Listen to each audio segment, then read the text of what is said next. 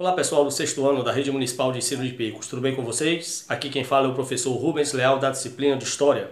Gostaria de convidá-los a assistir a nossa aula de número 33, que corresponde às revisões gerais dos conteúdos do quarto bimestre letivo desse ano de 2021, que você poderá acompanhar no seu livro didático entre as páginas de número 189 e 216.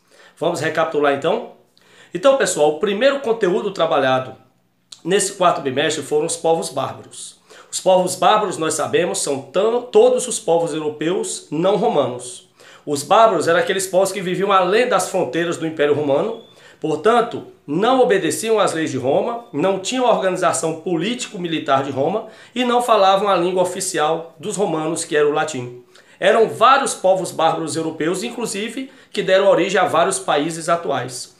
Dentre esses povos, vale a pena citar os francos, os érulos, visigodos, ostrogodos, anglos, saxões, burgúndios, vikings.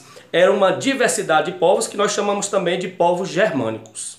Esses povos não tinham organização política, eles tinham um chefe guerreiro, não conheciam comércio nem moeda, viviam da agricultura, da pecuária, eram seminômades e tinham leis baseadas nos costumes. Eram leis orais de um direito consuetudinário, baseado nos costumes passado de geração para geração.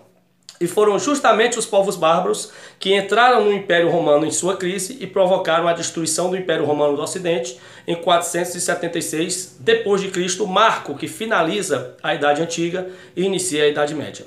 O outro conteúdo trabalhado foi o Império Bizantino.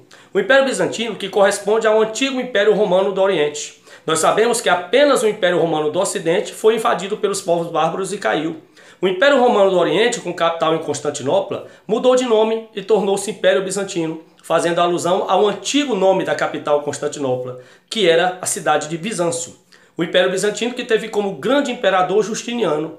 Justiniano, que sufocou a revolta de Nica, reconstruiu a Catedral de Santa Sofia, implantou o césaropapismo, tornando-se chefe político e religioso do seu império, e criou o Corpus Juris Civile, o corpo do direito civil, conhecido também como Código de Justiniano, um código de leis escritas para o Império Bizantino.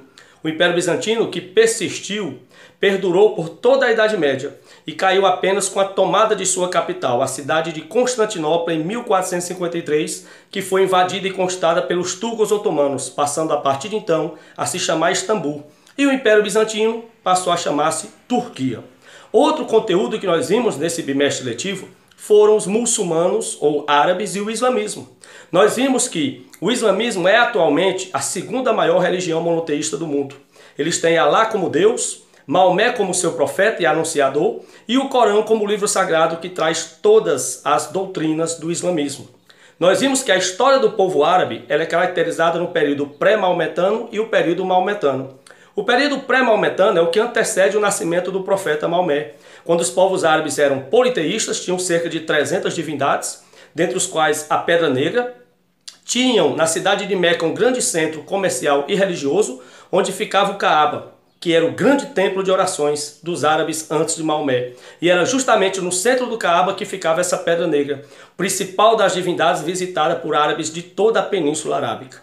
Eis que nasce em Meca Maomé, o profeta que teve uma vida normal até casar-se com Hadid e passar a viver de orações e peregrinações, aos 40 anos de idade, recebeu numa das suas passagens pelo deserto a imagem do anjo Gabriel, anunciando a ele que ele tinha uma missão entre os povos árabes, que era implantar o monoteísmo religioso, a crença no único Deus, Alá, e ele tinha sido escolhido para essa missão. Maomé então começou a pregar o islamismo em Meca, e foi perseguido pelas autoridades religiosas locais, tendo que fugir para a cidade de Medina. Essa fuga ocorreu em 622 d.C., é chamado de Hégira. É o grande evento da religião islâmica que inicia inclusive o calendário dos povos islâmicos. Começam a contar o seu calendário a partir de 622 da nossa era cristã, com esse episódio. Na cidade de Medina, Maomé converte toda a população e volta para a sua terra natal, Meca, em 630. Quando faz um acordo com as autoridades religiosas de Meca, implanta o islamismo e cria o livro sagrado, o Corão, que traz, entre outras doutrinas, orar 5 vezes ao dia em direção à cidade sagrada de Meca, fazer jejum e orações durante o mês sagrado do Ramadã, ser generoso e dar esmola às pessoas necessitadas, visitar Meca pelo menos uma vez na vida em peregrinação. A religião prega também a poligamia entre os homens no islamismo podem ter quantas mulheres eles puderem sustentar. Enfim, o Corão é um livro de regras, é um livro religioso dos povos islâmicos. Só que após a morte de Maomé em 632, o islamismo sofreu uma cisão, uma ruptura. Surgiram duas correntes, os xiitas, uma corrente mais radical, adepta de Maomé, e que acredita apenas no Corão, o livro sagrado escrito pelo profeta. Eles dizem que apenas os descendentes diretos do profeta Maomé podem liderar o islamismo. Esses descendentes diretos são chamados de califas. A outra corrente são os sunitas, que é uma corrente mais pacífica, mais liberal. Eles acreditam, além do Corão, num livro escrito pelos seguidores de Maomé após a sua morte, que é uma biografia do profeta, o Sunna, daí a denominação sunitas.